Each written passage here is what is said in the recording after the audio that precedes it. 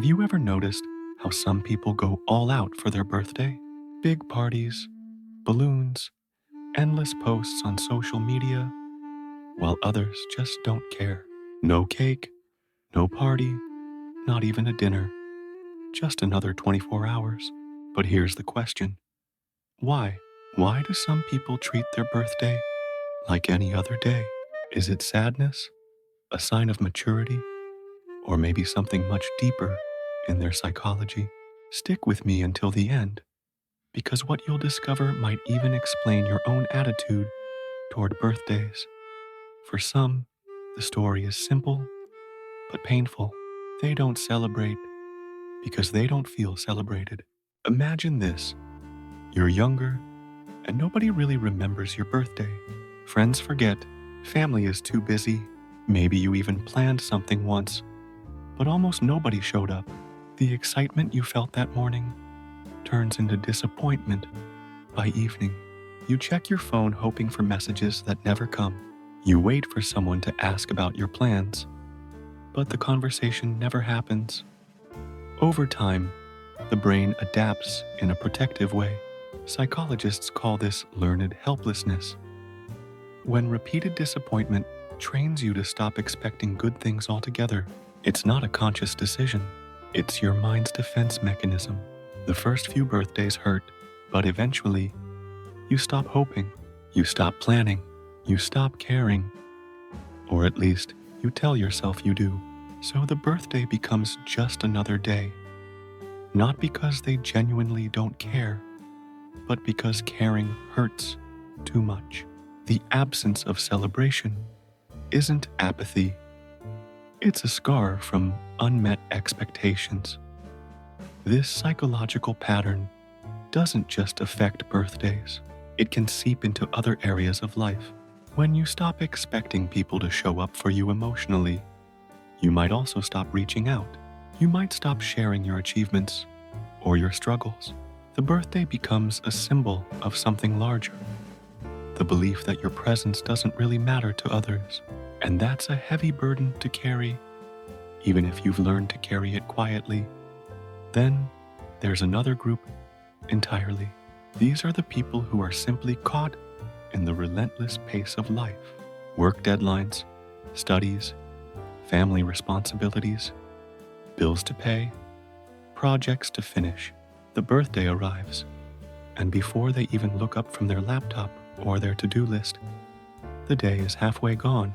It's not that they forgot consciously, it's that modern life creates what psychologists call time blindness, when your brain gets so overloaded with immediate tasks that special days stop feeling special. For this group, the birthday isn't deliberately ignored. It's just squeezed out by everything else, demanding their attention. They might think about it in passing. Oh, it's my birthday today. But that thought gets buried under the avalanche of responsibilities. There's no emotional rejection of celebration here. It's simply that survival mode doesn't leave room for festivities. When you're mentally exhausted from juggling multiple roles, employee, parent, student, caregiver, adding a celebration feels like one more task on an already impossible list. This phenomenon reflects a broader cultural shift. In previous generations, communities were smaller and tighter knit. Birthdays were remembered because there were fewer people to remember and more communal support. Today, we're connected to hundreds of people digitally, but deeply connected to very few. The birthday passes by, not because nobody cares, but because everyone is drowning in their own responsibilities. The irony is tragic. We're more connected than ever, yet more isolated in our significant moments. And finally, there's a third group, perhaps the most psychologically fascinating one. They know it's their birthday. They acknowledge it. They just don't feel the need to celebrate it externally. This isn't loneliness, disguised as indifference. It's not busyness, wearing the mask of apathy. It's actually a kind of emotional independence that represents genuine Psychological maturity. Studies in psychology show that people who tie their self-worth to external validation, like parties, gifts, social media likes, or public attention, are often less emotionally stable. Their happiness rises and falls with how others respond to them. But those who find validation within themselves don't need a date on the calendar to feel loved or alive. They've internalized their sense of worth. They don't measure their value by how many people remember their birthday or how elaborate the celebration is. This mindset is linked to what psychologists call self-determination theory, the idea that true well-being comes from three core psychological needs: autonomy, competence, and relatedness. When these needs are met internally rather than externally, people develop genuine contentment. For them, maturity means realizing a profound truth. I don't need others to prove my value with candles and cake. I already know my worth. My existence doesn't require annual validation. This isn't about being antisocial or rejecting human connection. It's about finding the source of your happiness within yourself rather than in the reactions of others. These individuals often have deep, meaningful relationships, but those relationships aren't performative.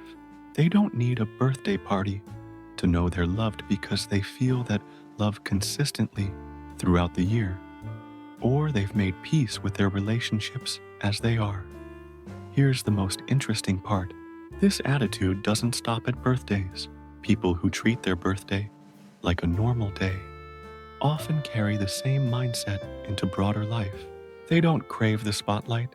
They don't need constant recognition or applause. They're quietly content with their progress, their relationships, and their place in the world. They celebrate small victories privately. They find joy in ordinary moments rather than waiting for designated special occasions. Does that mean they never feel lonely? Of course not. They're human. Loneliness visits everyone regardless of their philosophy about celebrations. But they've trained themselves to see every day as potentially special instead of waiting once a year to feel alive. They've learned that joy doesn't require an audience, that meaning doesn't need validation, and that contentment is an inside job. This perspective shift can be incredibly liberating. When you stop needing external events to feel valuable, you stop being a hostage to others' attention or absence. Your mood doesn't crash when people forget. Your sense of self doesn't inflate or deflate based on how many birthday wishes you receive. You become emotionally stable in a way that external celebration simply cannot provide. So whether you throw a huge party or treat your birthday like nothing at all, both reveal something significant about you. For some, it's about pain, the accumulated hurt of feeling forgotten or unimportant. For others, it's about priorities, the overwhelming demands of modern life that leave no space for personal celebration. And for many, it's about maturity and peace, the profound realization that your worth isn't determined by annual recognition. The real question is, which one are you? Do you need the celebration to feel seen and valued? Or have you already found celebration within yourself? There's no right or wrong answer here. Understanding your relationship with your birthday is simply a window into understanding your deeper psychological needs and where you find your sense of self-worth. And that understanding ultimately is the most valuable gift you can give yourself, birthday or not.